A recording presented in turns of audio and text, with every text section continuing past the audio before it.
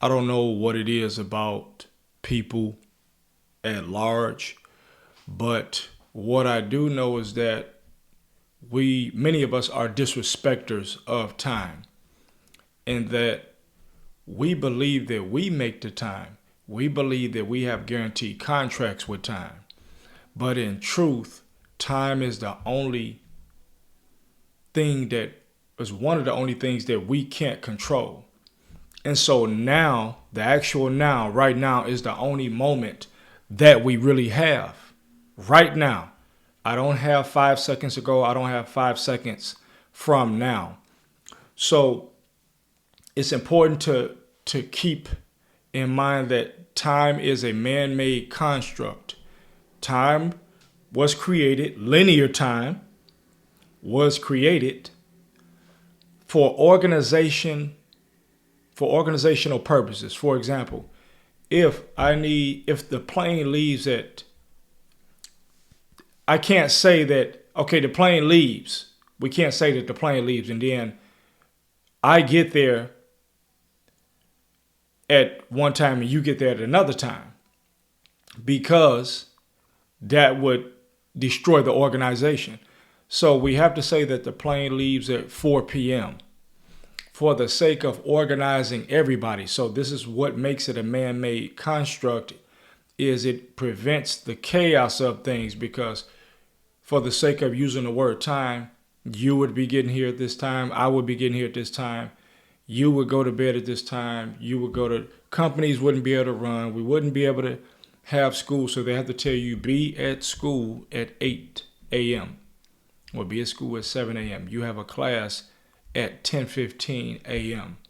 So that helps for organizational purposes, but time universally is a man-made construct, because if it wasn't, then time would be the same everywhere. It would be 8 p.m. in Germany, and it would be 8 p.m. in Los Angeles, and it would be 8 p.m. in Brazil, and it would be 8 p.m. in Papeete, Tahiti. But it's not. It may be 10 p.m. in Detroit, and it may be 7 in the morning in Germany. It may be in Beirut, Lebanon. It may be 11 a.m. So we see that this is all different.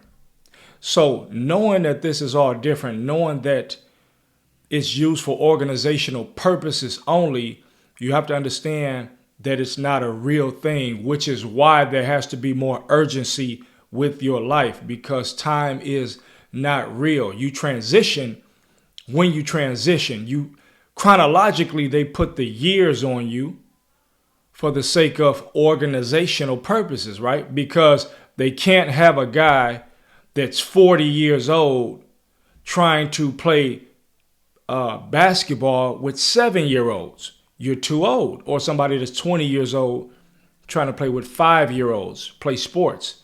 You're too old. Not only are you too big, but you're too old. Or somebody 18 years old competing against 10-year-olds. So you need that organization on the chronological side of things, right? So we've got to say the age. You are this age. You've been around this amount of time. So since you've been around this amount of time, quote unquote, you know more, you've had time to develop. You're stronger. So we can't let you go against these people. So therefore we have to put you at this certain age. You are this old, right? But realistically, even that, we can go time and age. I'm just using age as a fiction of time, because that's how that's measured. You've been around this time, because age isn't a branch of time. You've been around 40 years. So the fact that we use age, but realistically, the most important thing is the biological age. That's another thing.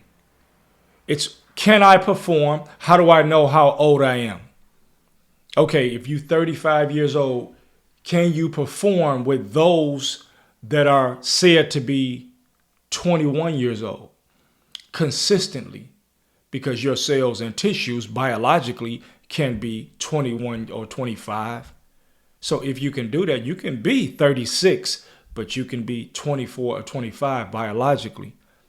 This is why things are important in terms of the nutrition, because you can offset quote unquote time by the things that you eat, because you want to you're keeping the cells cleansed. You're keeping the cells full of energy.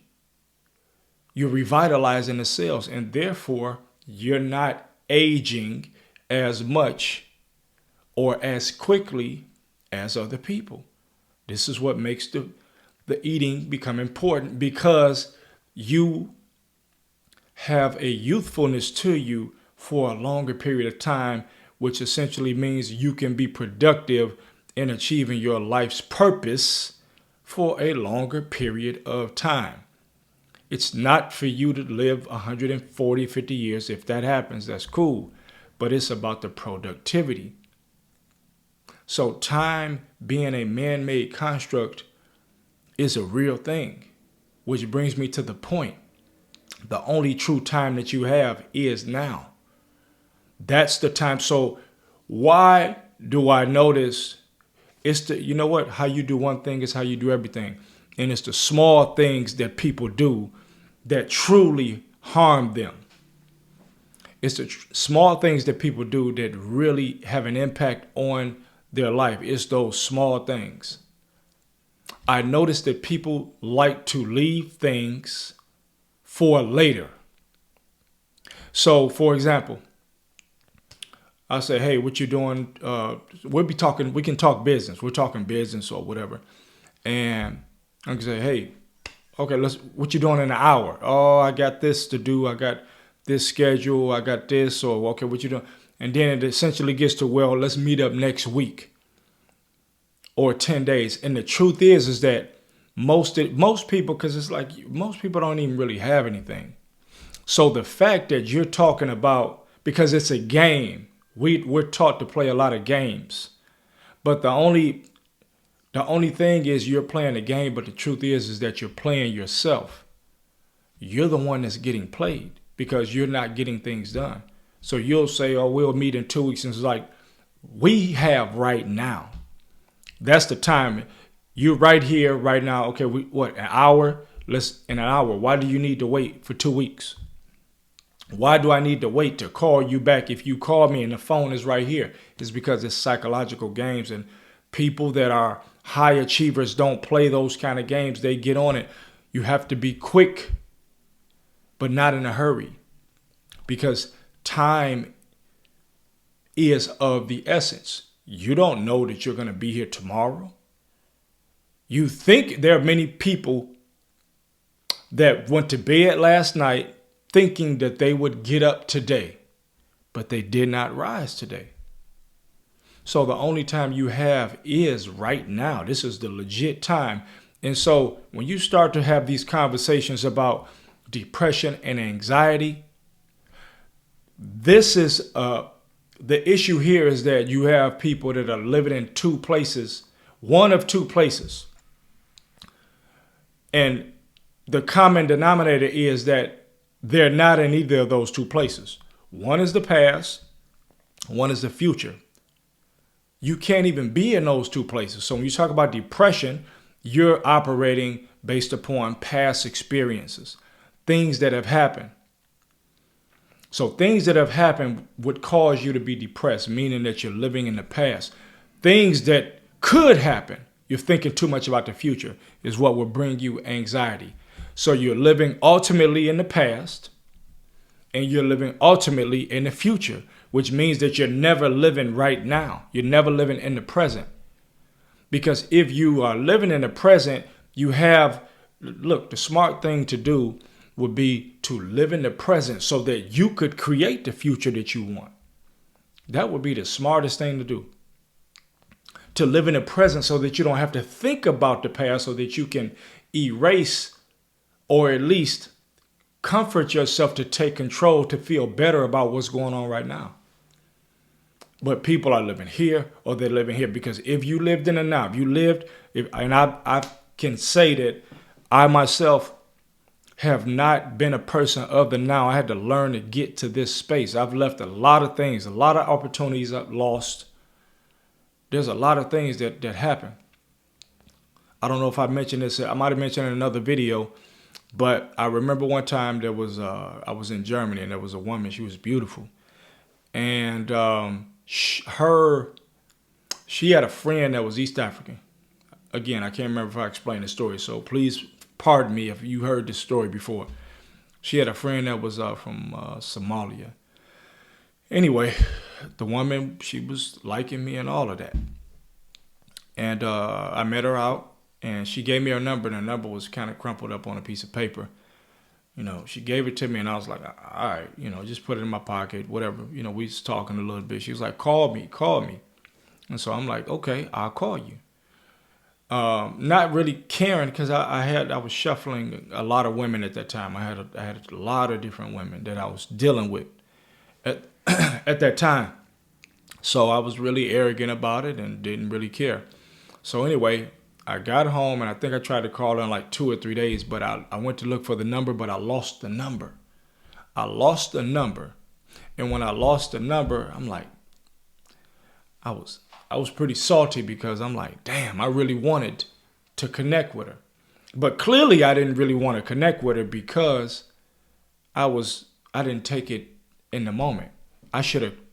When I got the number, I should have texted her immediately. Or I should have called her that night. Look, here's my number. So I didn't take action right up front. I left it for later. And what happened is when I was ready, the opportunity wasn't there. See, you have to take advantage of the opportunity in the lifetime of the opportunity. Every opportunity has a lifespan.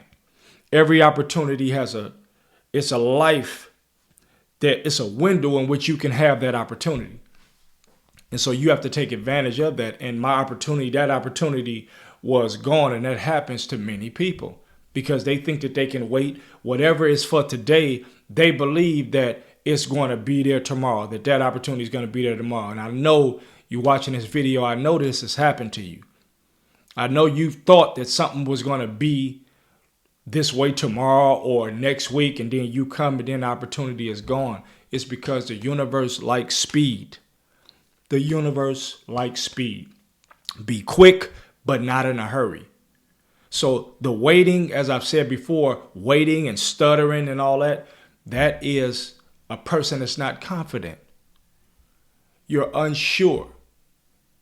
And this is why I always explain to people, some people believe and some people know. You need to move from the believing to the knowing. Because what the knowing is certainty, and it's going to come off in your energy. Back to that story. The point is I saw her again a month and a half, 2 months later, and I tried to approach her to talk to her, and her friend was with her, and she said, I said, wait, what's up? I'm looking at her girl like, hey, what's up with your girl? She was like, I don't know. She said, and this is what she said. She looked me in my face and she said, that was then, this is now. Oh, well, life goes on.